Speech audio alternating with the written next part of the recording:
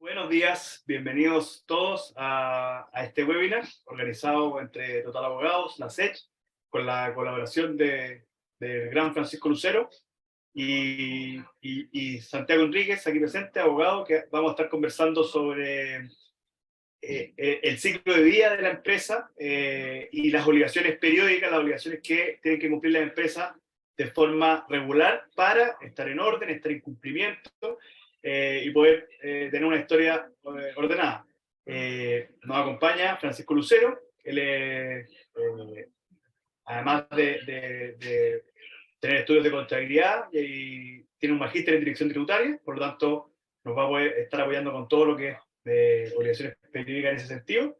Y Santiago Enríquez, como les decía, yo soy abogado, uno de los fundadores del equipo Total Abogados, y me he especializado en el área de asesoría de empresa, corporativa, por lo tanto yo voy a estar conversando, vamos a ir intercambiando, pero yo voy a estar viendo los temas desde el punto de vista legal. ¿Ya? Francisco, ¿algo que aportar? Bueno, solo agregar aquí que estoy muy contento de participar en Total Abogados a propósito de todos estos mundos que confluyen y se funden finalmente en la organización. O sea, lo legal al final y lo tributario convergen en lo que son las organizaciones. Aquí vamos a empezar a conversar sobre todos esos aspectos muy relevantes para su empresa. Perfecto. La idea es tener una conversación, y ahí un poco tenemos la pauta, todos la pueden ir absorbiendo, pero la idea es que vayamos conversando sobre estos puntos sin un orden tan estricto, y obviamente cualquier duda que tenga el público en este momento la lanza por el chat y las vamos a ir canalizando para ir respondiéndolas durante el proceso o al final, dependiendo un poco cómo se va dando la conversación. Entonces voy a partir un poco con el punto inicial de crear una empresa. Y lo primero que me gusta señalar respecto a esto es cuál es el motivo por el cual yo creo una empresa. ¿Ya? Una persona jurídica, distinta a la persona, digamos, que está detrás de la empresa, distinta a mí.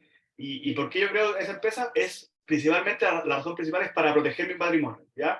Hoy día las empresas que uno puede crear, hay varias, digamos, también hay otras figuras, figuras sin fines de lucro, también están las corporaciones, qué sé yo, o asociaciones, pero cuando hablamos de realizar un negocio como tal, una actividad con fines de lucro, la figura, digamos, más característica es la empresa o la sociedad, y hay distintos tipos de sociedades, pero hay una característica que comparten todas las sociedades que se crean hoy en día, que es la limitación de responsabilidad.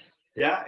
Los socios al involucrar tiempo y patrimonio en un negocio, lo que están haciendo finalmente es correr un riesgo. Y ese riesgo puede traerles resultados o puede traer un fracaso, puede ser que un negocio no resulte. Y en ese caso, la mejor alternativa para correr este riesgo es a través de una figura, de una persona jurídica, una empresa, porque yo limito ese riesgo al monto del aporte de capital aportado. Y de ahí viene el nombre de la sociedad de responsabilidad limitada, y es una característica que comparten otras sociedades como la empresa individual de responsabilidad limitada, o las sociedades por acciones, incluso las sociedades anónimas. ¿Ya? Entonces, Acá siempre, dime. acá siempre hacer el pase, que muchos emprendedores parten con lo que son los empresarios unipersonales, o sea, parten con su rubro en esta ficción tributaria de separar el capital personal de lo que es la actividad de primera, pero con lo que dice Santiago es que es muy relevante la protección de patrimonio. Eso no lo vemos los empresarios unipersonales. Perfecto. Y el empresario individual, esa figura te podría referir, eso tiene que ver es como una alternativa tributaria simplemente, ¿cierto? Que a veces la gente llega con esa figura y no sabe bien si es una empresa o no. Claro, es como que entra en este juego, o sea, estoy trabajando con mi root, pero es que en el fondo tengo actividad de primera categoría, separo mi patrimonio, aporto un capital, pero no hay no se cubre patrimonialmente. Es más Perfecto. sencillo iniciar, no hay constitución, como dices tú, que la sociedad de responsabilidad limitada viene a limitar hasta el monto de ciertos aportes, pero el empresa unipersonal tiende a ser un poco más riesgoso. Para hacer la separación, emprendedores siempre parten con las cosas más sencillas, ¿no? Correcto. Claro, la ventaja sería que no voy a tener que pasar por el proceso legal de formalización de la sociedad, pero no voy a proteger, pero tampoco voy a tener la ventaja de proteger mi patrimonio y limitar la responsabilidad hasta el monto del aporte, ¿cierto? Correctísimo. Perfecto. Entonces, ya que tocamos ese punto, vamos a revisar rápidamente el proceso de creación. Hoy día hay dos sistemas paralelos en Chile para crear una empresa. Uno es el registro de empresa o el registro electrónico de empresa, o también conocido como empresa en un día. aunque el proceso en sí es difícil que se demore solamente un día. Y por otro lado tenemos el sistema tradicional o sistema registral, ¿ya?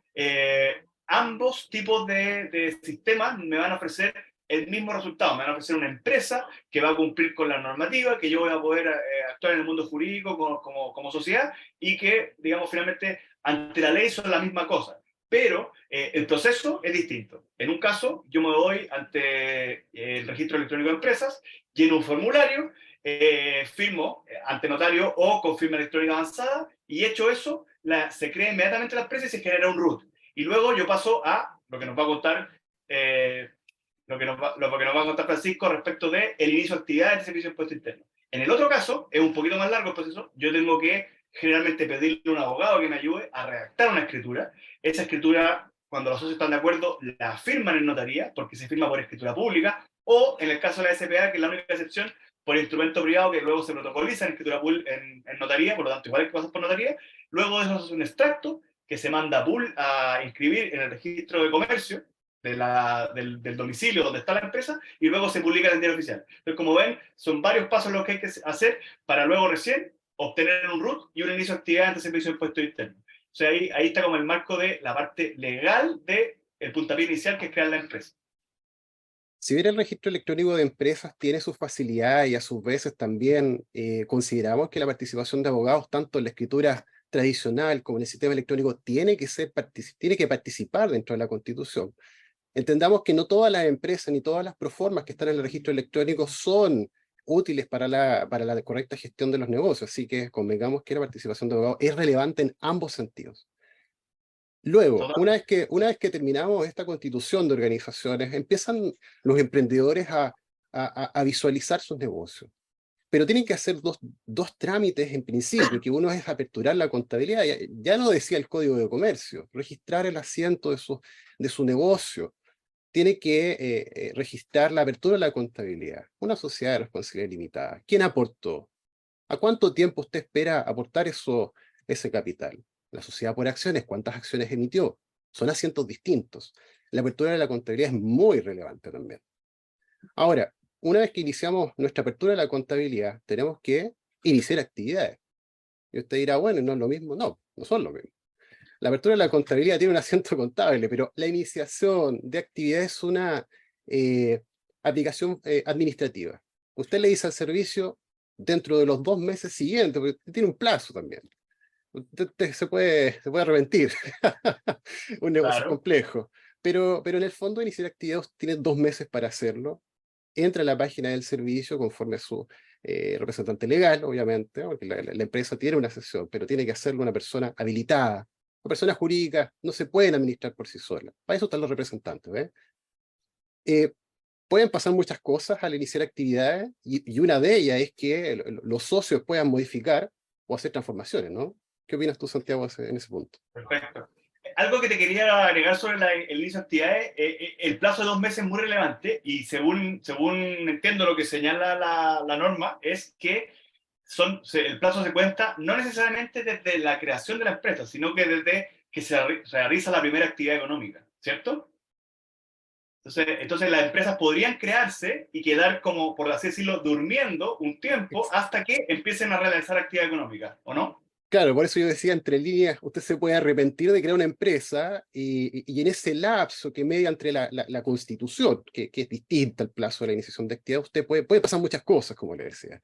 Ya, la iniciación de actividad ya sería el ámbito formal, de decirle al servicio, yo tengo estas actividades, afectas o no afectas a IVA, porque convengamos que las empresas sujetas a generar impuestos tienen que iniciar actividades. ¿Ok? Correcto. Eso es parte de la obligación.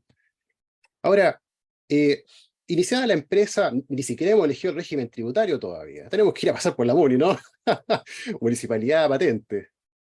Correcto, correcto. Vamos ahí, entonces. Es interesante lo que dijiste el IVA también, porque hoy día, con la reforma que tuvimos el año pasado y que empieza a aplicar este año, efectivamente cuando uno declara inicio de actividades, te hacen elegir si es que tú vas a hacer actividades afectas o exentas. Entonces hay que tener claro en qué ambiente no está. Pero con la nueva reforma, prácticamente todas las actividades quedaron afectadas a IVA, solamente contadas excepciones quedaron exentas de IVA. Entonces, para que la gente lo tenga en cuenta, que hoy día es muy probable que la actividad que realicen va a pagar IVA, digamos, las excepciones son bien acotadas. Claro, y no se asuste si su contador ahí le cobra IVA, po. Es parte de los Exacto. servicios, sí. Estamos Hoy dentro día, del formato, claro. exacto, los abogados y los contadores hoy día pagan IVA, a no ser de que hagan una sociedad de profesionales, que sería como la excepción. Pero ya es muy específico para entrar a tocar ese tema, Claro, de ¿ya? todas formas, una correcta planificación tributaria desde este punto de vista es una economía de opción válida para que usted pueda generar una ventaja competitiva en el mercado. O sea, una sociedad de profesionales versus una sociedad por acciones prestando el mismo servicio, una se acoge a una exención y la otra no. Correcto. Es importante también en el momento de partir, entonces, partir asesorado, no solamente ordenado, sino que asesorado cuando hay estas posibilidades de acogerse a regímenes especiales. Volviendo a lo que hablábamos antes, una de las primeras obligaciones, ahí yo, el segundo punto que marco es modificaciones sociales y transformación. ¿Por qué? Porque se puede dar que durante la vida de la empresa sea necesario hacer un cambio a nivel, digamos, estatutario. El cambio de stock, por ejemplo, el cambio de, qué sé yo, de la imagen corporativa, son cosas que no van a quedar registradas en el estatuto. Pero si yo le cambio el nombre a la empresa, si yo cambio el domicilio, si yo cambio a los socios o cambio al representante legal, son cambios que puede ser que tengan un impacto a nivel del estatuto o de la escritura, digamos, de constitución. Entonces, por lo tanto, yo voy a tener que pasar por un proceso de reforma de estatuto o modificación social.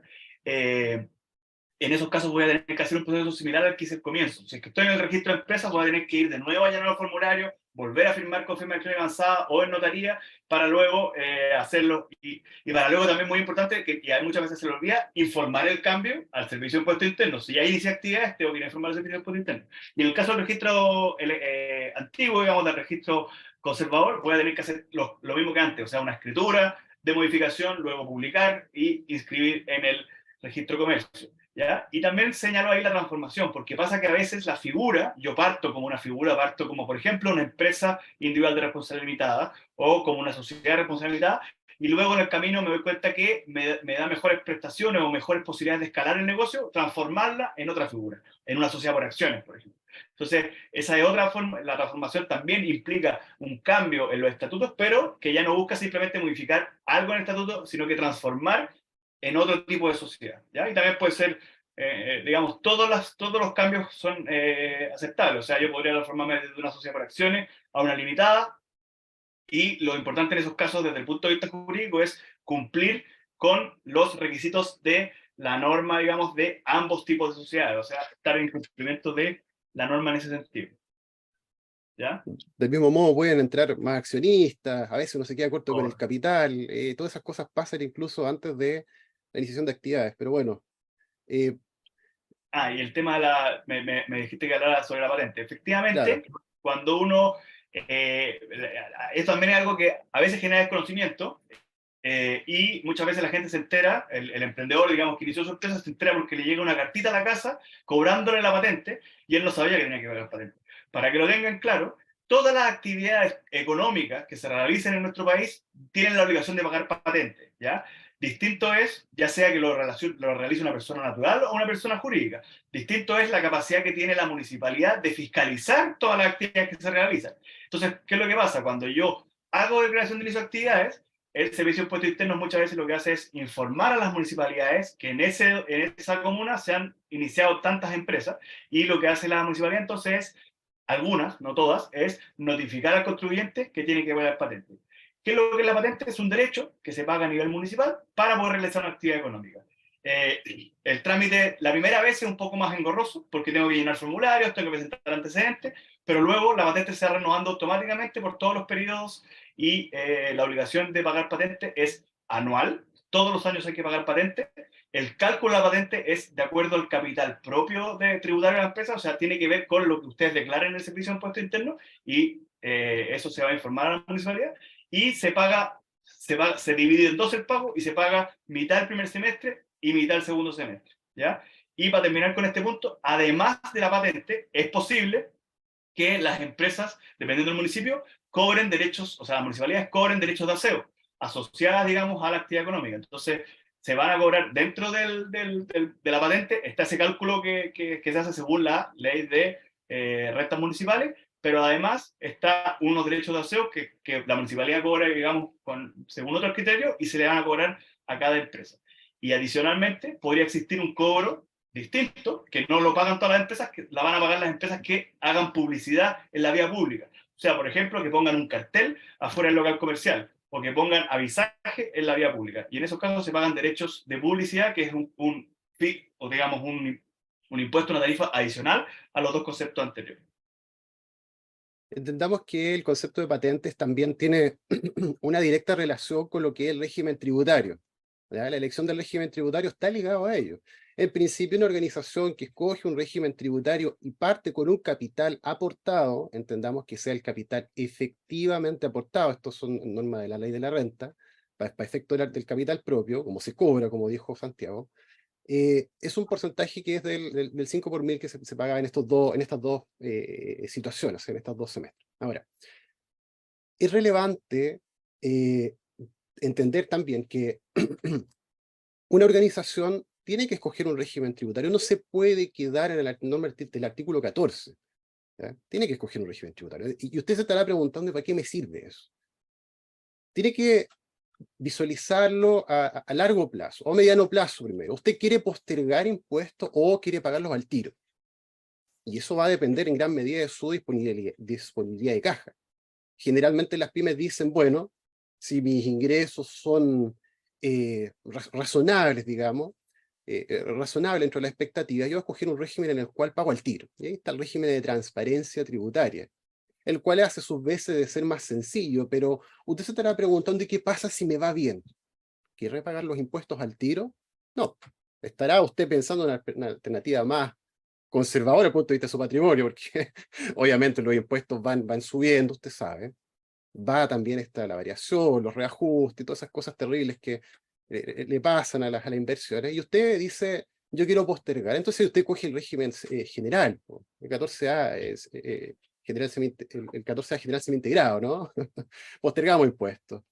Tenemos algunas preguntas que vamos a ir revisando, que a propósito de la iniciación de actividades, que decía un asistente anónimo, dice, ayer se dictó la resolución 60 que establece el monto mínimo para la emisión de boletas de $1. Usted inicia actividad y se encuentra obligado, pues, a emitir documentos. Entonces, si usted revisa el Plan General de Cumplimiento Tributario, la página 45 dice, norma de control, emisión de documentos tributarios. Ahí está, Plan General de Cumplimiento Tributario. El servicio lo pensó así. Ok, elegimos nuestro régimen tributario, pensamos en postergar o no, pero aún pasa algo.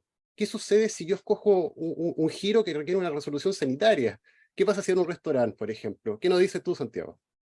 Perfecto. Ahí, efectivamente, antes de comenzar, antes de que ya empecemos a entrar en operación, todavía estamos revisando todas las cosas que hay que hacer, digamos, al momento de comenzar.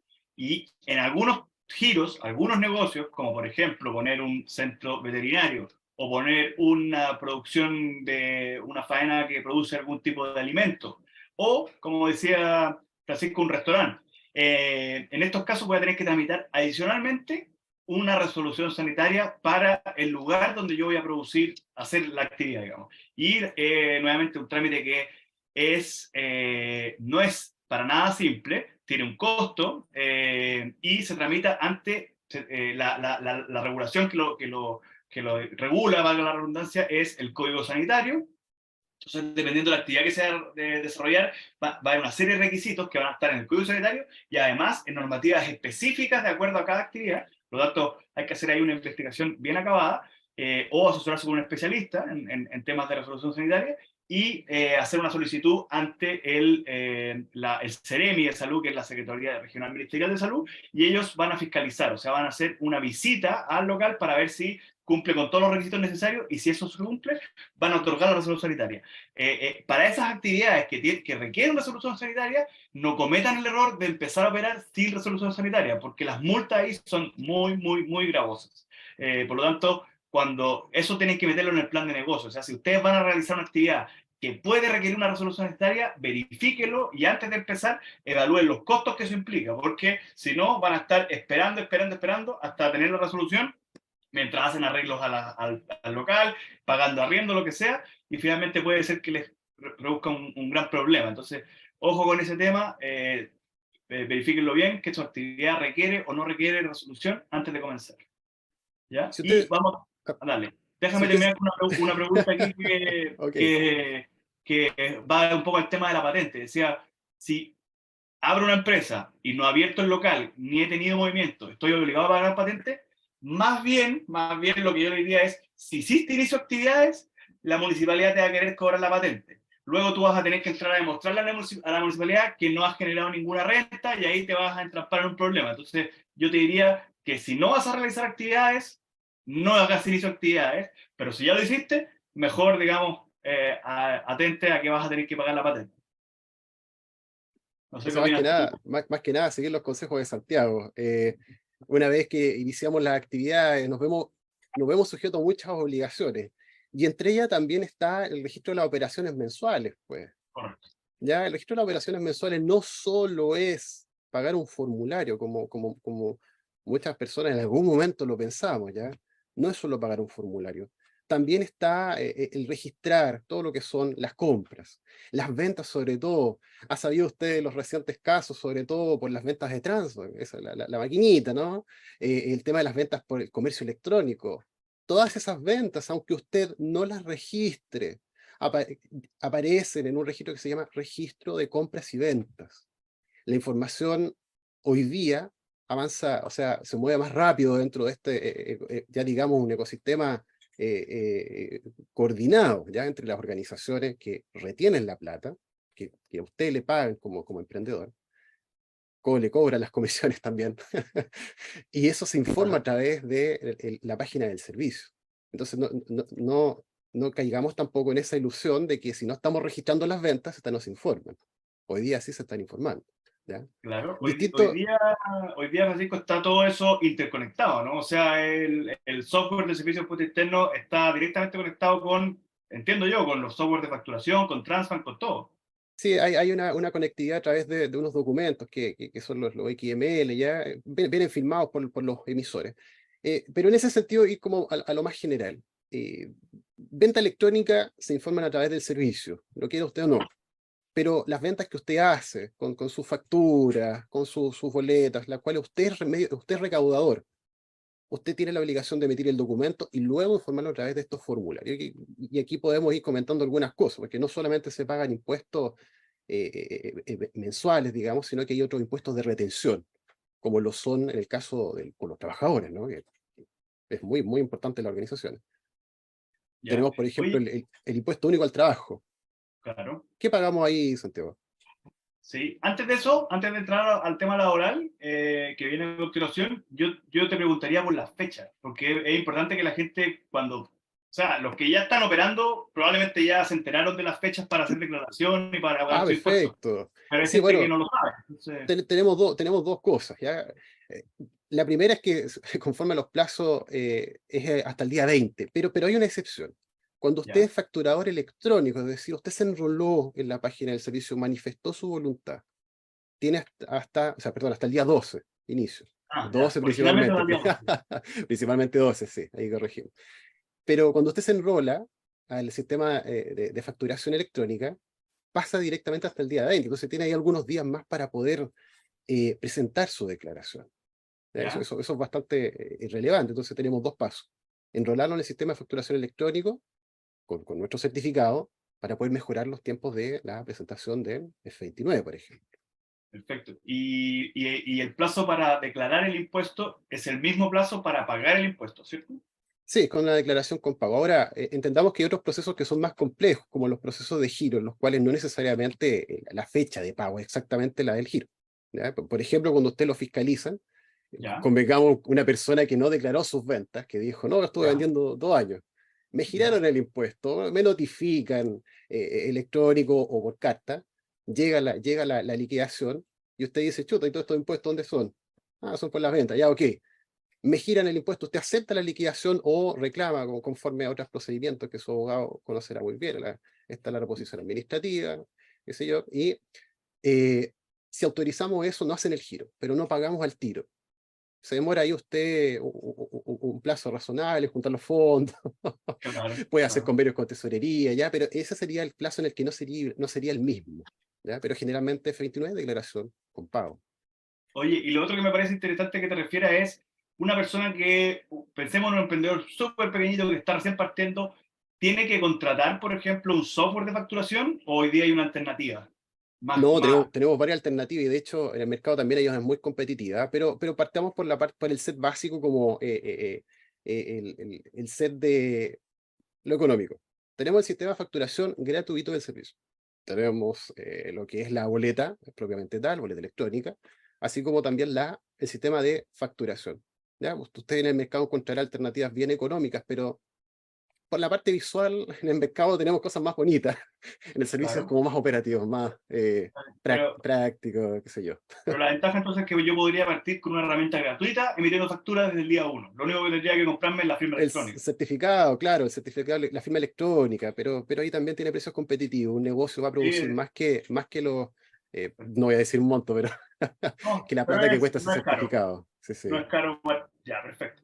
Volviendo a una pregunta antes de pasar al tema de las obligaciones con los trabajadores, hay una persona pregunta si las actividades de segunda categoría también están obligadas a tener patente municipal. Y lo que decía antes es, la respuesta es sí. Toda actividad económica tiene la obligación de pagar patente municipal. Distinto es que las municipalidades tengan la capacidad de fiscalizarlo. Entonces, si a mí no me fiscalizan y nunca me van a venir a cobrar la patente, como que la obligación ya no es tan obligación, pero legalmente la obligación sí existe. O sea, mi recomendación sería, si es que ustedes van a desarrollar actividades, aunque sean de segunda categoría, pero van a estar, digamos,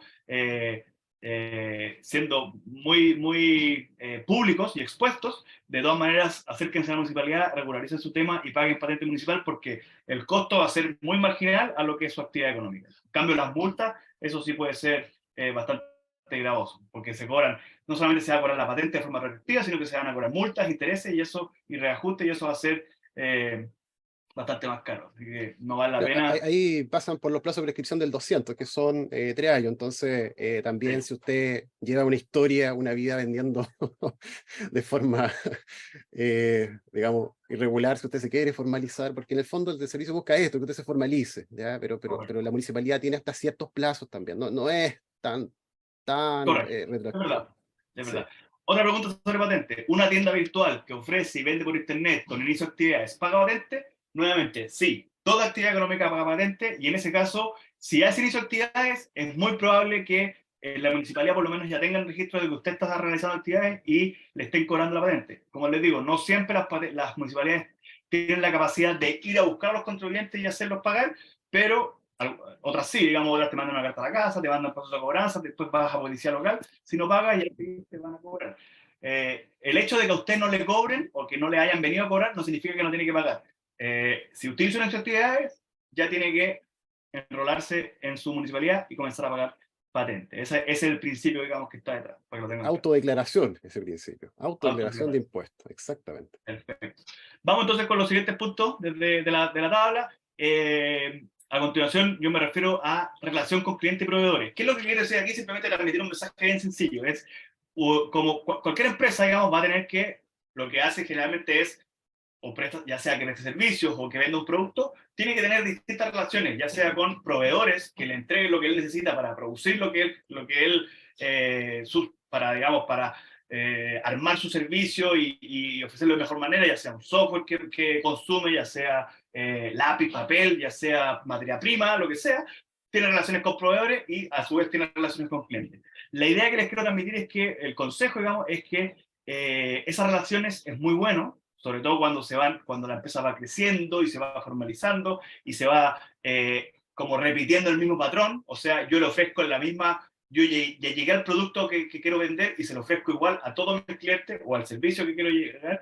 Es muy bueno que comiencen a establecer esas relaciones contractualmente. No solamente, si bien la palabra vale y la palabra manda, las relaciones, digamos, en el comercio se basan en la confianza, y eso es fundamental, que se respete, es el prestigio de la empresa, etcétera. El hecho de ponerlas por escrito los va a ayudar a ustedes a la hora de, cuando tengan un desentendimiento con su cliente o con su proveedor o una diferencia, el hecho de que las cosas estén por escrito les va a ayudar a que ambas partes entiendan lo mismo sobre la relación. O sea, no, que el plazo para entregar los productos era de 90 días, pero yo me acuerdo que tú me dijiste 60 los sistema de asociación. Bueno, en el contrato, que es lo que dice, los dos lo firmamos, estamos de acuerdo, entonces ese es el plazo. Y así las cosas se van haciendo, las relaciones van haciéndose más fluidas y menos, digamos, oscuras, porque ustedes tienen todo por escrito, tanto con sus proveedores como con sus clientes. Entonces, esa es la idea simplemente que quiero traspasar con ese concepto, es algo que se hace por el fin práctico y no tanto como una obligación jurídica, sino que es más bien algo que les va a ayudar a ustedes a tener una mejor relación con sus clientes. Y no solo, como dice Santiago, no solo la relación con los clientes y los proveedores tiene que ser favorable, esto también tiene serias implicancias y repercusiones en lo que es su propia declaración de impuestos. ¿Qué va a pasar si un proveedor usted no tiene un contrato y le dicen, yo le voy a facturar todos los fines de mes? Ya, ok, pero ¿qué pasa si el proveedor no hace la facturación? Yo necesito el crédito fiscal, pagué por él inclusive, en el peor de los casos, pagué al tiro. O la pyme siempre le exige inmediatamente, el pobre, o 30 días, qué sé yo. El tema es que si la facturación llega a través de este sistema, usted tiene un plazo para emitir una autorización, que lo estoy simplificando, que se llama acuse de recibo. El acuse de recibo le dice, yo puedo dejar este documento en cierto periodo tributario. Entonces llévese bien con su proveedor, pues, para que la facturación llegue cuando debe. ¿Ya? Lo mismo el tema con Claro. sus clientes. ¿Ya? Con el tema de los proveedores es siempre un poco más complejo, porque tiene directa relación con el IVA. ¿Qué va a Correcto. pasar si usted, ahora, por contrario, emite un documento y se lo rechazan? Y usted ya dio el servicio. Es que tenemos un contrato, entonces usted tiene que respetar lo que es la cláusula del contrato. Entonces cobra relevancia lo que dice Santiago y con serias implicancias en lo que es el mundo tributario. ¿Ya? Correcto. Otra pregunta que es bien práctica. ¿Cuál es el plazo para que te rechacen o para tú rechazar una factura emitida? Me parece que son 7 días. Aquí me cocino. Sí, Son, yo son- te son voy a corregir. Son 8 días. 8 8 días, días, al octavo. sí, al octavo día máximo. Entonces, después de 8 días, la factura se entiende aceptada. Entonces, hay que tener mucho ojo con eso. Cuando ustedes reciban una factura que les emitieron por un concepto que no corresponde o por un monto que no fue el acordado, tienen que hacerlo ver a su cliente, pedirle la anulación y si él no la anula por voluntad propia, ustedes tienen que rechazarla antes de 8 días. Es muy importante Sí, ese hay otros conceptos también que son, cuando usted ya entra a la página del servicio, va a estar muy contento que funciona su negocio, pero hay otros elementos que son la aceptación del DTE, el rechazo con reparo, se vuelve más complejo, entonces tenemos una lista de decisiones, si la mercadería llegó bien, si tiene algún problema, si de plano tuvo problemas con el servicio, ya, todas esas cosas después al final las tiene que ir manifestar a través de este acuse recibo, en el plazo que me corrigió Santiago, de 8 días, y bueno, qué mejor que continuar la operación con una buena relación entre clientes y proveedores. Ya. Oye, antes de pasar al tema laboral, vuelvo con una pregunta sobre patente. Hay uno de los personas que atendió al webinar pregunta nuevamente, perdonen que insista, si la actividad económica o los ingresos percibidos son por actividades de exportación de servicios o bienes, ¿también pagan patente? Y la respuesta nuevamente es sí, toda actividad económica debe pagar patente. Si es que quieres, digamos, si es que quieres profundizar el tema y ver específicamente qué es lo que tú estás haciendo que podría no estar afecto a patentes, que yo creo que no va a ser el caso, podemos verlo después me contacta, digamos, lo vemos en una llamada, pero en principio sí, toda actividad económica paga patente. Otra persona pregunta, que relacionado con lo que acabamos de conversar, ¿qué pasa si el vínculo entre clientes, proveedor, se hace solo con órdenes de compra y no se establecen cláusulas que protegen a las partes?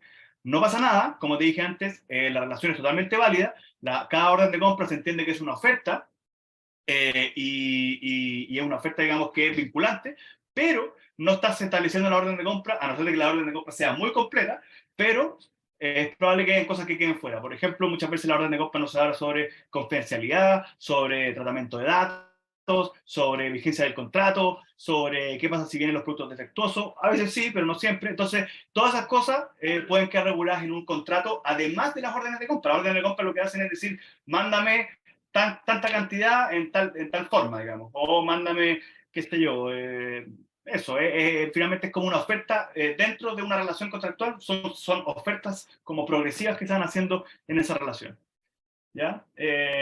Pero la relación es igualmente válida y hay que cumplirla, ¿ya? Mientras Santiago vuelve a proyectar la pantalla, yo voy a responder ahí a Maribel y pregunta, dice, ¿el rechazo ocurre también para facturas con pago al contado? Y eso es falso, no hay rechazo con una factura al contado. Y ese es uno de los graves problemas que hay con la comunicación, sobre todo con los proveedores. No puedo rechazar una factura al contado. Ahora, hay otros procedimientos que sucederían a ello, que son como acreditar el pago de una factura, ¿ok? Pero eso ya sería en base al contrato que está así previamente definido, o la modalidad con la cual se suscribió. Perfecto. Entonces, vamos al tema, sigamos avanzando. Otra de las obligaciones comunes que tiene cualquier empresa es en relación con sus trabajadores, con los colaboradores del negocio. Pieza fundamental para hacer que las cosas funcionen. El emprendedor solo va a tener muy cuesta arriba, puede llevar un negocio adelante sin ayuda. Y saca la ayuda contratando gente o asociando. Pero es muy normal tener trabajadores en la empresa, o sea, es básicamente parte del juego. ¿Qué es lo relevante aquí? Toda relación laboral, digamos, es una relación privada entre dos personas, es independiente, pero está regulada por un cuerpo legal que es bastante casuístico y bastante riguroso, que es el Código del Trabajo.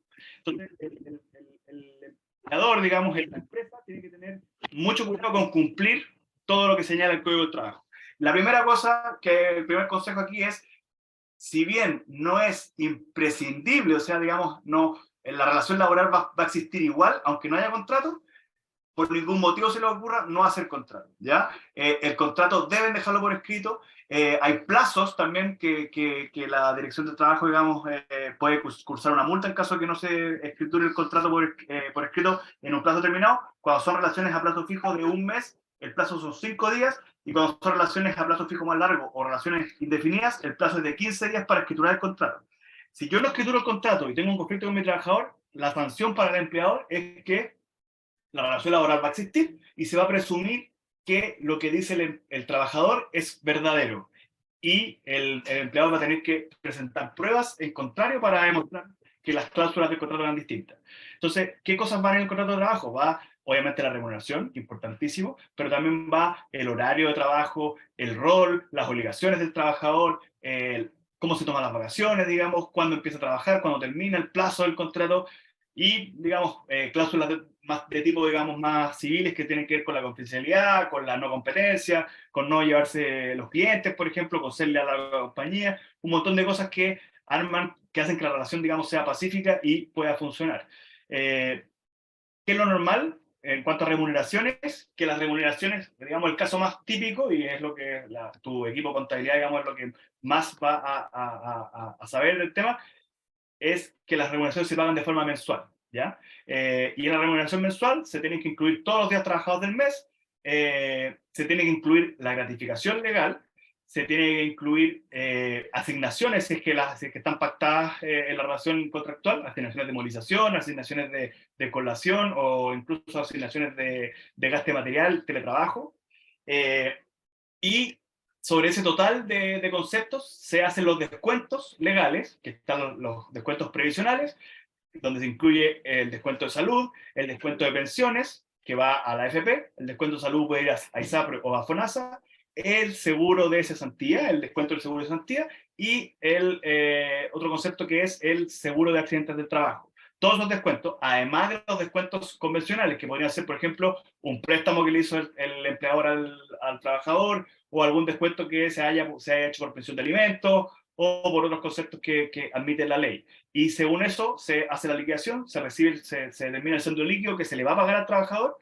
Todos los descuentos demás hay que integrarlos en los lugares correspondientes. No, el empleador no puede retenerlos, sino que tiene que pagarlos donde corresponden. Y esa liquidación se tiene que hacer una vez al mes y tiene que ser recibida y firmada por el trabajo. Es importante llevar eso también como una obligación periódica, o sea, todos los meses hacer esa remuneración.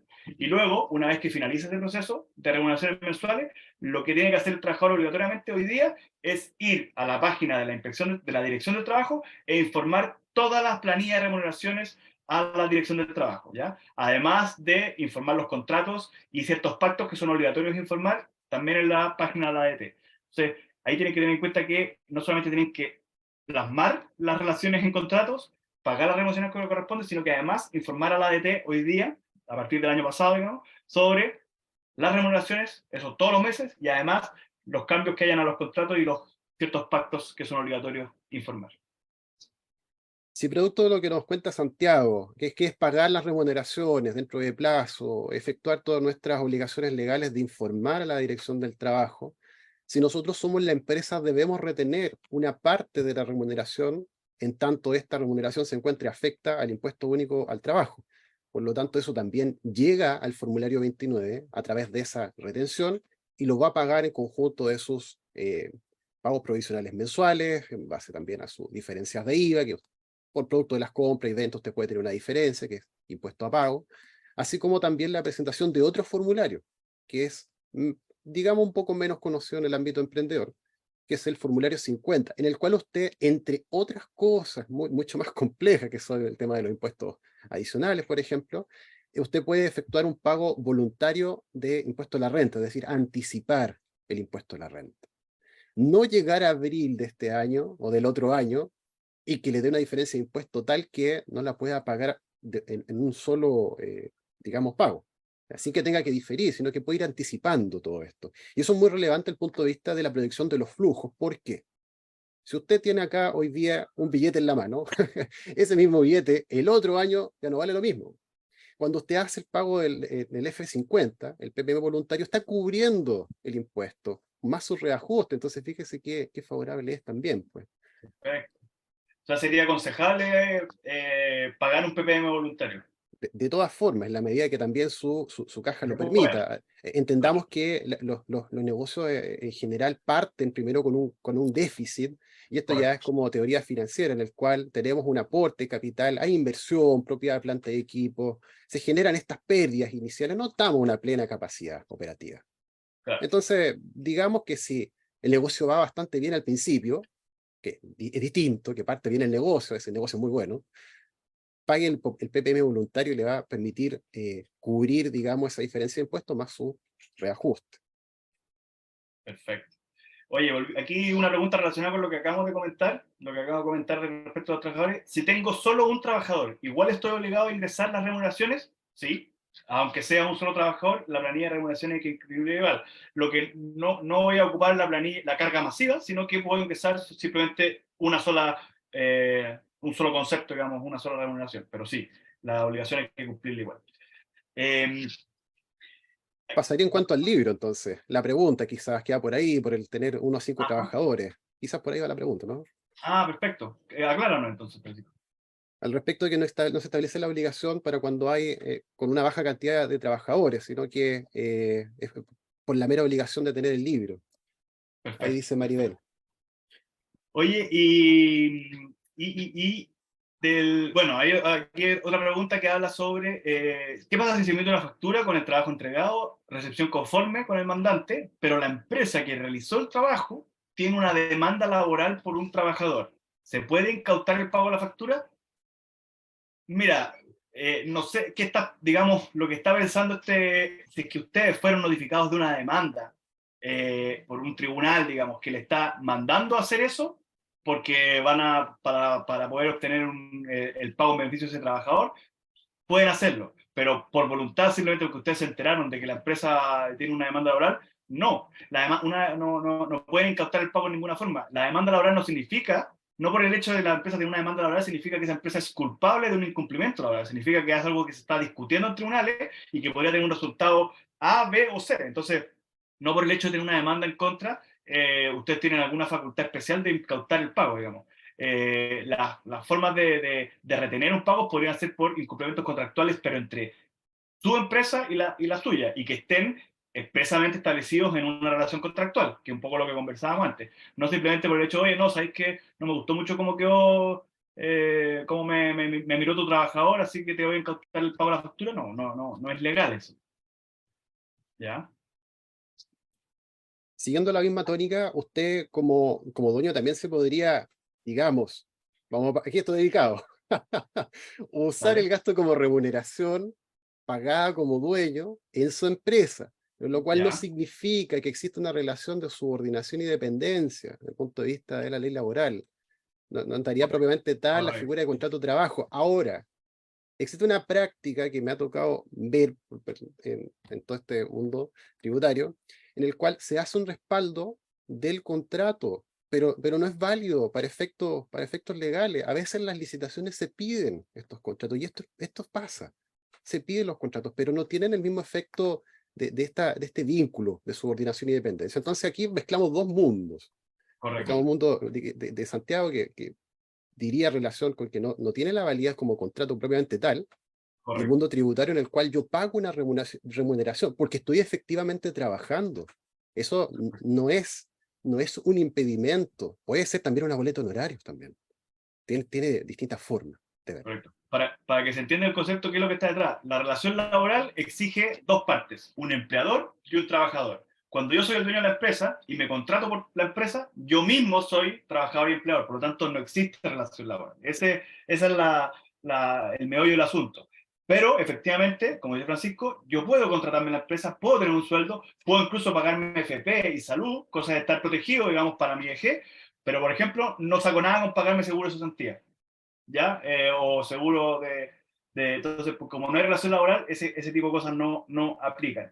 Pero lo que se aplica tributariamente, que es lo más, digamos, el motivo por el cual se busca esa justificación de esa remuneración, es que esa remuneración se puede imputar a gasto de la empresa, ¿ya? Y ahí hay una regla interesante, a ver si Francisco nos puede enseñar la diferencia entre las sociedades de capital y las sociedades de personas respecto a esa regla de gasto de la remuneración del empleador. A ver, Socio. yo lo voy a hablar del punto de vista de también cómo lo abordé en una presentación que hice en el Instituto Chileno de Derecho Tributario, cuando participamos en un concurso ponencia, sobre este tipo de remuneración entre todo un macro contexto de lo que es el gasto. Antiguamente, la sociedad de capital estaba supeditada a otro espectro de la administración, que era un directorio. Entonces la razonabilidad del gasto parecía emerger como una alternativa para poder distribuir, o sea, perdón, para poder efectuar gastos por remuneraciones más altos. Se Okay. solía contar eso. Pero a contar de la reforma de la ley 21.210, todo este concepto cambió. Aptitud para generar renta. ¿Qué le dice usted hoy día? La aptitud para generar renta, aquella que es capaz de generar ingresos hoy, o sea, usted gasta, genera ingresos hoy o futuro.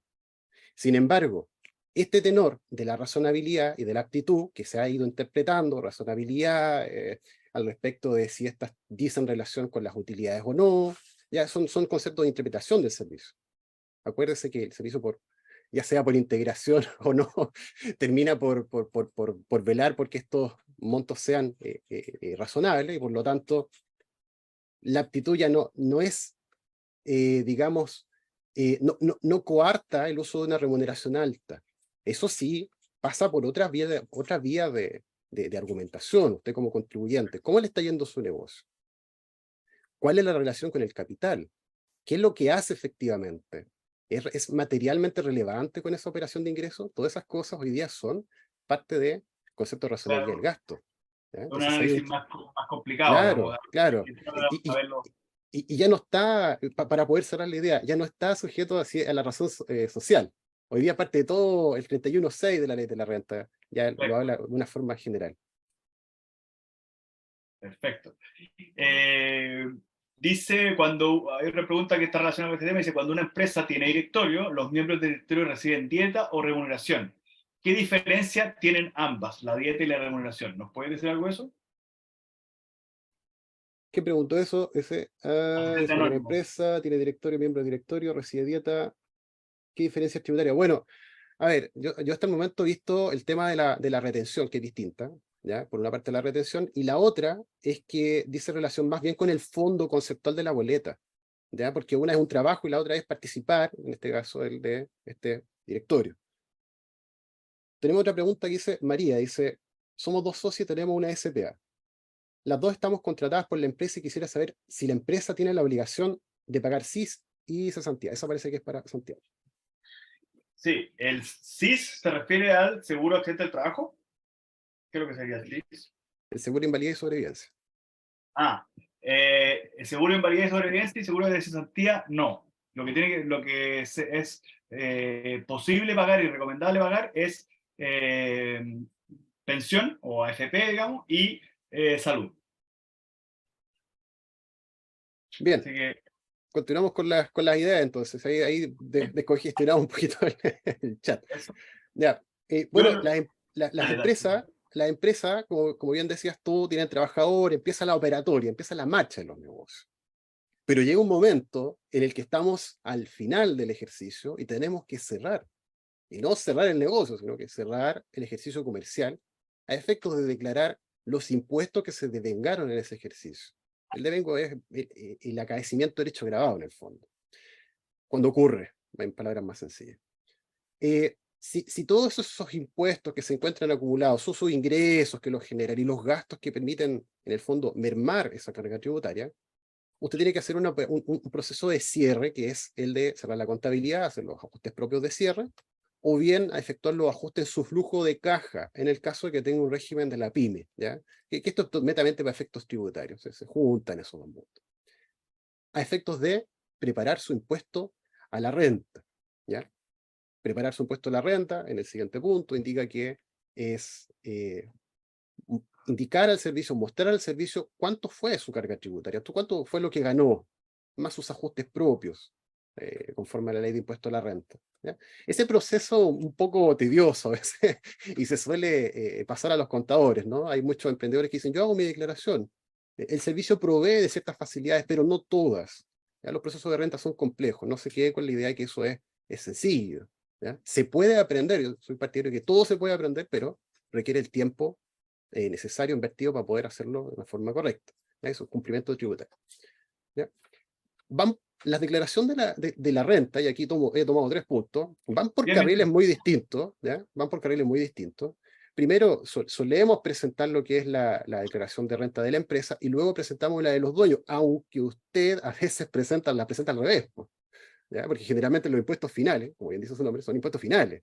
Van al final respecto de lo que es esta tributación vertical que se establece en Chile.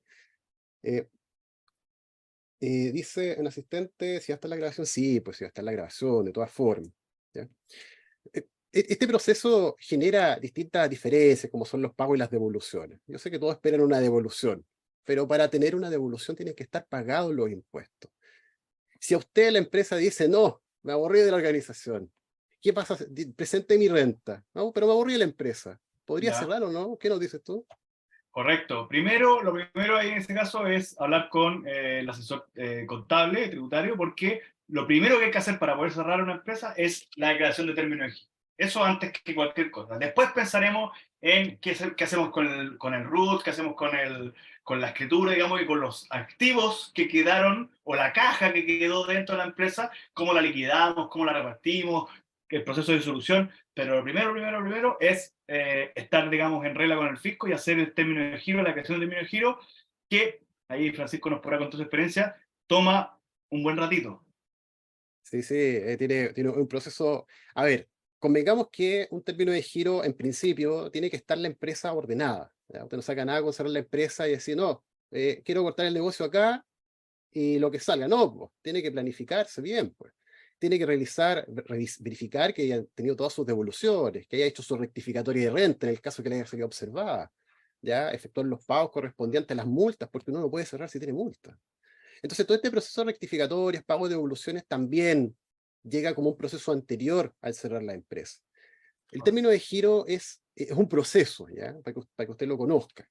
Es un proceso en el cual cerramos la empresa, pero nos tenemos que poner de acuerdo internamente de ver qué es lo que vamos a vender, cuánto debemos a los proveedores, porque acuérdense que cuando usted subdividió una empresa, usted dijo, yo aporté un capital, tengo mi limitación a este negocio hasta el monto del aporte del capital. Entonces, si falta plata, ahí confluye otra relación hacia el pago de estas deudas, pues no crea que por cerrar la empresa se va a dejar de pagar. ¿Ya? Ese es Correcto. otro proceso que se llama la quiebra, o sea, la insolvencia. Exactamente. Insolvencia. Exactamente. Ya se llama insolvencia, si es que, y aplica en los casos donde digamos, donde los pasivos son más que los activos o los pasivos son más que el flujo y las empresas, digamos, entran en un proceso de cesación de pagos, no pueden cumplir con sus obligaciones, comienzan las demandas y las demandas de cobranza, y si se dan ciertos requisitos, la empresa se puede coger en un procedimiento. Hoy día hay 2 grandes procedimientos: el proceso de renegociación de deudas, y si ese procedimiento falla, o directamente pueden ir al proceso de liquidación concursal o de insolvencia, en el cual se pone todo el patrimonio de la empresa a disposición de los acreedores para que se paguen de acuerdo a sus preferencias, de acuerdo a sus derechos y con lo que hay. Y en ese proceso sí, efectivamente, se van a saltar las deudas de la empresa, pero también es un proceso que no es simple y dura un buen tiempo. Ahora, en el caso positivo, en el caso que yo me asesoré, digamos, hice el término de giro porque me aburría el negocio, porque me quiero jubilar o porque lo que es la razón que sea, digamos, pueden ser diversas. Luego de que declaré el término de giro y pasé por todo el proceso que comenta Francisco, yo me puedo sentar a conversar con mis socios y acordar en una escritura la liquidación de la sociedad. Es decir, quedó tanto saldo de caja, quedaron tantos bienes, se hacen hijuelas, se hacen lotes, se dividen en partes, pueden ser iguales o pueden ser distintas, de acuerdo, de acuerdo a lo que se acuerde por los socios, y eso se plasma en una escritura de liquidación y disolución de la sociedad, se inscribe al margen en el registro de comercio o en el registro de empresa en un día, y la sociedad con eso queda extinta, ya no va a seguir existiendo la vía del derecho, y se reparte, digamos, el activo, y hasta ahí más llega la vida de esa empresa. Entonces ese es como el último trámite en el ciclo de vida de la empresa. Claro, imagínese, inclusive si usted no quiere cerrar y dice, no, es que esto es muy engorroso, venda la empresa. Puede vender la participación, puede vender una universalidad, puede vender una unidad operativa, tiene distintas formas, pues, hay distintas formas y generan impuestos distintos, como el impuesto a la renta, impuesto a IVA, bueno, tiene distintas formas de deshacerse del negocio, pero siempre hágalo conforme a la ley, ¿ya? No lo haga de forma indiscriminada, pues piense en las obligaciones tributarias que a usted le competen en el año, porque de esas no va a poder rehuir, que son Perfecto. los impuestos que obviamente se generan por las distribuciones que usted hizo, y otros efectos más complejos, pero bueno, tiene distintas formas también de no cerrar un negocio y deshacerse del negocio, que también es válido desde ese punto de vista. Correcto, correcto. Ok, creo que ya tocamos todos los puntos que teníamos sobre la Sí. mesa. Quedan algunas preguntas ahí puestas, las podemos responder después de los comentarios de Nicolás. Y nada, pues le damos el paso a Nicolás para que nos cuente lo que nos quiere comentar. Perfecto, ahí le damos el paso.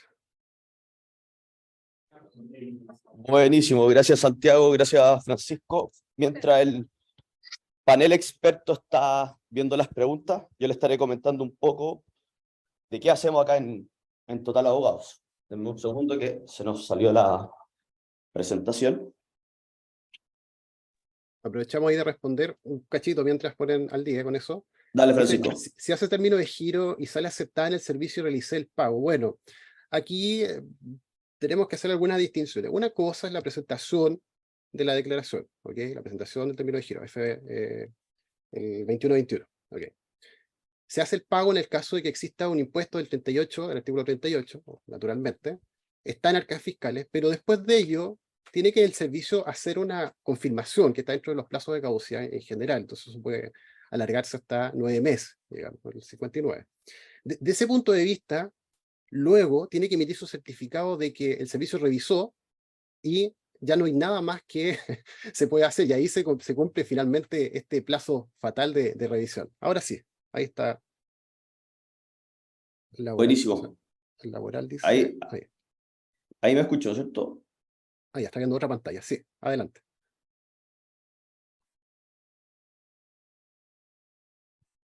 Ahí me estoy escuchando, ¿no es cierto?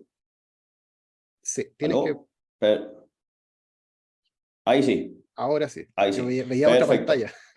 Dale, ahí estamos, perfecto. Mientras Francisco y Santiago están viendo las preguntas, el resto de las preguntas, yo les voy a estar comentando un poco qué es Total Abogado. Hoy en día, Total Abogado, nosotros tenemos más de 5 años de experiencia dentro del mercado, viendo todos los servicios legales que las pymes, pequeñas y medianas empresas tienen hoy en día a través de una tecnología, la cual nosotros desarrollamos una plataforma digital en donde el cliente va a poder realizar sus contratos de trabajo, sus contratos comerciales, todo a través de una plataforma y en el menor tiempo de entrega posible. Tenemos distintos abogados expertos en la materia laboral, societaria, tributaria, comercial, en los cuales obviamente nos pueden ayudar con respecto a la atención de nuestros clientes.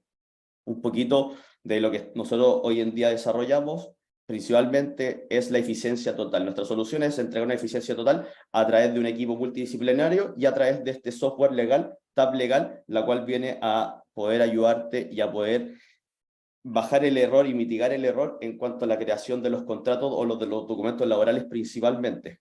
Hoy en día, dentro del mundo PYME, existe más del 50% o más del 50% de las multas de la Dirección del Trabajo corresponden a documentación faltante por parte del desconocimiento de la PYME principalmente, en donde el 90% de los empresarios declaran no ser capaces de administrar el riesgo legal de su negocio como tal. Y hoy en día, a través de nuestros planes, que vamos a comentar en unos minutos más, nosotros, a través de nuestro equipo legal, podemos ayudar y podemos mitigar a que ese error sea prácticamente a cero.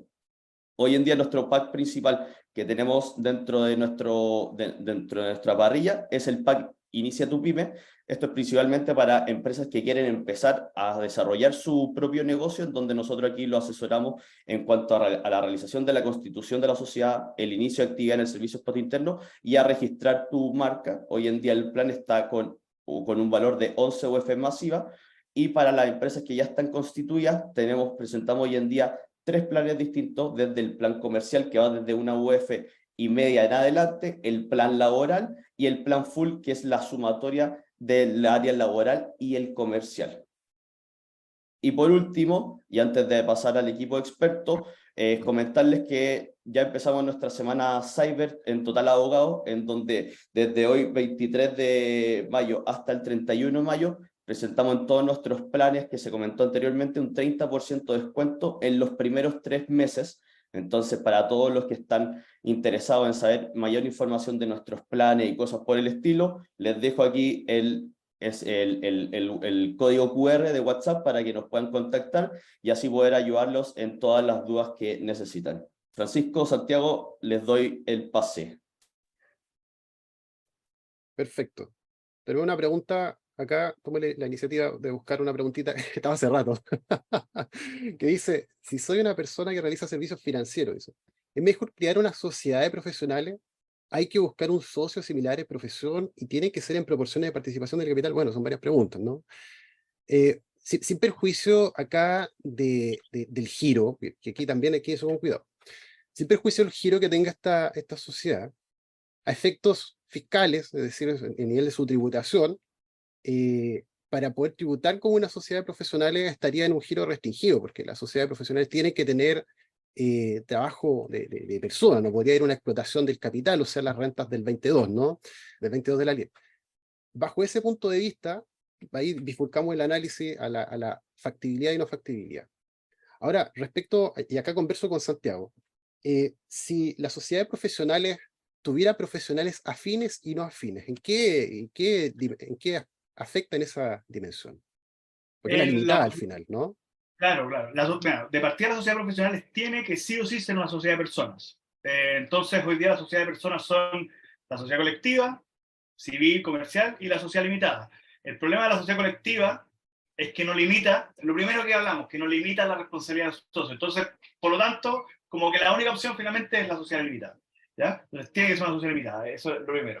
Y luego, el servicio, la reforma que hablábamos, que también la tocamos en algún momento, que estableció que la mayoría de los servicios de día pagan IVA, prácticamente todos, o sea, contadas excepciones, una de las excepciones son las sociedades de profesionales.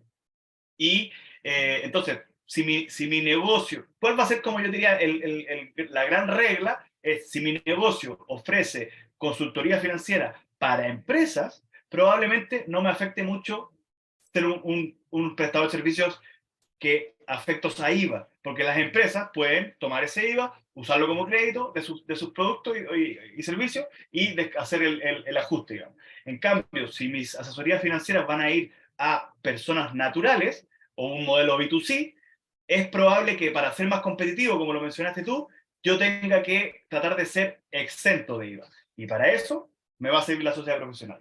Entonces, me di toda esa vuelta para explicar que la sociedad profesional tiene que tener, para que pueda facturar servicios exentos de IVA, tiene que cumplir una serie de requisitos que están en la normativa, están en la circular número 50 de finales del año pasado. Y respecto a la pregunta es, las profesiones tienen que ser la misma profesión. Por ejemplo, una sociedad de asesores de ingenieros comerciales que ofrecen asesoría financiera, o de expertos en finanzas, o de contadores, o de abogados, lo que sea, o afines. Y ahí, cuando dice afines, ahí empieza como un poco la interpretación. No puedo darle una respuesta, digamos, concreta en este momento sobre qué es lo que va a entender el servicio de impuestos internos por actividades afines o profesiones afines. Pero lo que sí le puedo decir es que cuando haga la declaración de sociedades profesionales para quedar exento de IVA, le van a pedir que acompañe el certificado de título de cada uno de los profesionales. Entonces, con esos antecedentes, el servicio de impuestos internos va a determinar si es que las profesiones de ellos son afines o no. Mi recomendación es que si es que hay un socio que ustedes no tienen muy claro, si es que el servicio de impuestos internos va a creer que es afín, déjenlo fuera, hagan esas actividades y luego lo involucran más adelante cuando ya tengan más claridad sobre el criterio del servicio de impuestos internos. Sí, bueno, y a la doble lectura del concepto de servicios financieros, que a veces uno confunde los conceptos. Servicios financieros pueden ser también esta prestación de servicios atendida a la gestión, a un negocio. Ya. Si lo vemos desde ese punto de vista es lo que nos dice Santiago. Así que ahí está redondita la respuesta. Había una pregunta, dice Mauricio San Martín, pregunta sobre el caso de la cobranza, dice, ¿con quién te lo estafó con un pago de un servicio? Chuta. Sí, Estafa, falta la ¿cómo? pregunta. Algo- Todavía falta información, parece. Bueno, del punto de vista tributario, lo que me compete, en el caso pasaría por una figura especial que versa sobre los gastos asociados al litigio de defenderse de eso, porque en el fondo usted dice, bueno, su cliente le estafó, pero es que tiene que determinarlo un juez. Entonces, ahí pasa por otra figura de gasto el tema asociado al finalmente el veredicto que da o la sentencia que da este juez. Así que ahí entramos en la norma de la ley de la renta. Pregunta, otra persona dice, ¿qué efectos tributarios me implican si me conformé como una fintech? Entramos Ya. a la definición de eso, ¿no? Claro, mira, yo te diría que aplica las reglas generales, digamos. O sea, una fintech, lo que tienen que tener bien en cuenta, digamos, es qué es lo que dice.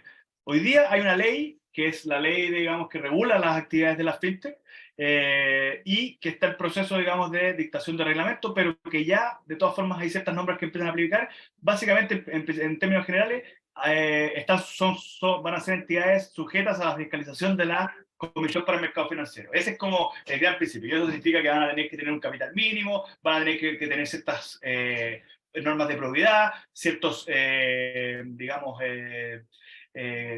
controles en cuanto al profesional que está prestando los servicios, cosas de ese tipo. Pero tributariamente, lo que se ha señalado, digamos, históricamente, tanto respecto del Bitcoin, tanto respecto de otro tipo de tecnologías, digamos, financieras, es que lo que tienen que tener en cuenta es cumplir con la ley tributaria. Entonces luego hay que entrar a entender dónde está el hecho grabado, y ahí obviamente hay que ir muy al caso a caso, no podemos, digamos, hoy día establecer, digamos, cuáles son las consecuencias, pero entender dónde se está generando la renta de esa empresa y cuáles son los hechos grabados que producen esa renta para entender cuáles son las consecuencias tributarias. Pero no por solo hecho de ser fintech hay un tratamiento especial, sino que más bien el hecho de ser fintech hace que tenga un modelo de negocio distinto, innovador, y que hay que entrar a picar para entender cuáles van a ser esas consecuencias tributarias que van a ser generales, digamos, aplicando la norma general que ya existe a tu modelo de negocio.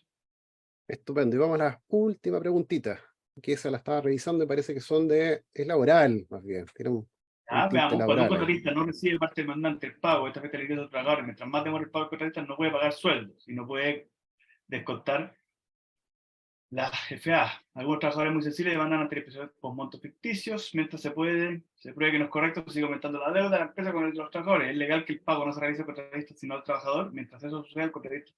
Esto a punto de quebrar. El origen de esto fue razón. Ya, creo que entiendo, es toda una problemática, digamos, que consecuencia de cosas que van pasando, del mal estado de los negocios o mala relación con los proveedores. Entonces, tenemos un problema, pero efectivamente, si es que me preguntas a mí, digamos, cuál sería como el principio general que aplica acá, los trabajadores tienen preferencia, tanto en un proceso de liquidación concursal o en una quiebra, los trabajadores van a tener preferencia en su pago a los proveedores. Por lo tanto, y además las consecuencias de no pagarle a un trabajador o a tus trabajadores van a ser mucho más gravosas para la empresa, porque si yo no le pago a los trabajadores, primero me pueden demandar por las prestaciones laborales, y si no pago las cotizaciones, me pueden demandar por la nulidad del despido, y eso va a salir muy, muy, muy caro. Entonces, antes de dejar de pagarle a los proveedores, o sea, de dejar de pagarle a los trabajadores, creo que sería mejor obviamente siempre tratar de llegar a un entendimiento con el proveedor, pero si no es posible, seguir pagando a los trabajadores o achicar la empresa, que puede ser la necesidad, digamos, tener que ir a una racionalización de negocio, sacar a algunos de los trabajadores porque no alcanza para pagarle a todos, pagar los finiquitos o negociar los finiquitos, y luego tratar de arreglar la relación con los proveedores. Eso sería como un consejo, digamos, general sin entrar en el detalle de tu caso. Bien, estamos en la horita, me parece. Sí. Estamos en la horita. ¿Qué pasa? Dice, ¿qué pasa con las empresas que no pueden seguir pagando el crédito del Estado llamado FOGAPE? Bueno, el FOGAPE funciona como cualquier crédito. Lo otorga un banco, el banco corre un riesgo, La única diferencia de este crédito es que tiene garantía estatal, pero eso no significa que ustedes no tengan que pagar el crédito. El banco tiene la obligación, digamos, legal de demostrarle al fisco que él incurrió en todos los medios posibles para cobrar ese crédito. Por lo tanto, el banco tiene y digamos, por cómo funciona el banco y por su estructura de riesgo y por lo que sea, él les va a ir a cobrar. Y les va a ir a cobrar a ustedes como empresa, y si ustedes lo hizo firmar como aval, también los va a ir a cobrar a ustedes como aval del crédito. Si no logra, después de todo eso, obtener el pago de ese crédito, ahí él va a ir a cobrar la garantía estatal. Pero eso no tiene nada que ver con ustedes, digamos. Eso es una relación entre el Estado y el banco con el único objeto de poder darle mejores condiciones a los créditos. O sea, de poder dar una tasa más competitiva en un momento que el país, digamos, necesitaba competitividad. Sí. Esa es la única razón que no crean que no tienen que pagar. O sea, es un crédito como cualquier otro que se tiene que pagar la misma obligación de pago. Y después preguntan si una empresa se puede ir en insolvencia o quiera voluntariamente. Sí, es correcto, pero tiene que cumplir ciertos requisitos. ¿Cuáles son esos requisitos? Que tenga, primero, no pueden irse a quiebra si no tienen nada dentro de la empresa. O sea, si es un cascarón vacío, que ya sacaron todos los bienes de ahí, no van a sacar nada con irse a quiebra porque la van a rechazar, porque los acreedores no van a tener nada donde pagarse. O sea, tienen que haber cuentas por cobrar, tienen que haber bienes dentro de la empresa, maquinaria, vehículos, lo que sea, pero tienen que haber bienes, por lo menos en alguna cantidad razonable para poder presentarla en el proceso de quiebra. Y lo otro es que tienen que cumplir ciertos requisitos que vienen ahí, como presentar la contabilidad, el último balance, presentar, digamos, los estados, digamos, razonablemente por la situación de por qué llegaron al punto que están, digamos, una explicación del mal estado de los negocios, y además tienen que cumplir ciertos requisitos de cobranza, o sea, de que hayan ciertos títulos ejecutivos vencidos y que se los estén cobrando. Y ahí habría que, digamos, puedo ser más preciso, pero en principio, con 2 títulos no pagados y que estén en proceso de cobranza, ya cumplen con los requisitos para declararse en quiebra voluntaria. Porque la otra alternativa es que un proveedor al cual yo no le estoy pagando y me insiste, y finalmente él pide la quiebra de la empresa, digamos un acreedor. Ve que al final la contabilidad aparece, aunque usted mantenga su negocio y lo quiera cerrar. Es así. Tiene que registrar Correcto. sus operaciones de todas formas. Hay un principio que dice, pues, lo único que, digamos, no podemos escapar ni a la muerte ni a los Y a los impuestos, impuestos. digamos. Para Sí. pagar esos impuestos y de forma ordenada y no pagar, digamos, de más, necesito un contador. Entonces, siempre estaba metido detrás del proceso. Y me piden un balance, aunque sea simplificado, sí. Le van a pedir al menos el balance y estado de resultados. Esos 2 documentos al menos hay que presentar para el proceso de quiebra. Pero acá hay una confusión muy frecuente que dice, bueno, si yo tengo un régimen simplificado, ¿llevo balance o no? Es que al final el Código de Comercio le dice, usted lleva el registro de anotaciones de sus operaciones, pero es la propia norma tributaria la que se hace cargo de simplificar el cumplimiento respecto a las obligaciones que emanan de su ingreso y gasto. Entonces, contabilidad simplificada dice relación con el ámbito tributario. ¿Ya? La contabilidad completa es siempre, la contabilidad es siempre financiera y es completa, pero para efectos tributarios, es decir, para mejorar la forma en la cual usted se comunica sus resultados tributarios al fisco, bueno, ahí aparecen estas figuras simplificadas. Piden siempre la contabilidad completa al final, aunque tenga régimen simplificado. Estoy hablando ahí, contextualizo, 14D, número 3 y de número 8 para los que quieran después buscarlo. El balance siempre financiero, Juan. Dice Juan Benvenuto, dice. Es que Sí. el mismo para el proceso de quiebra. Tiene que El presentar un balance. balance sí, es siempre financiero, la contabilidad es siempre financiera, por si acaso. Lo decía el Colegio de Contadores ahí en una agenda que había hace, creo que poco más de 10 años atrás, pero bueno. Mira, yo creo que ya hemos abarcado un montón de preguntas. Desde ya les dejo la invitación hecha para que nos contacten, ya sea a contacto@totalabogados. Si preguntan por Francisco, nosotros le vamos a derivar el contacto a Francisco. Estamos aquí para ayudar, digamos, la idea es difundir conocimiento y apoyar a los emprendedores, así que nos pueden escribir.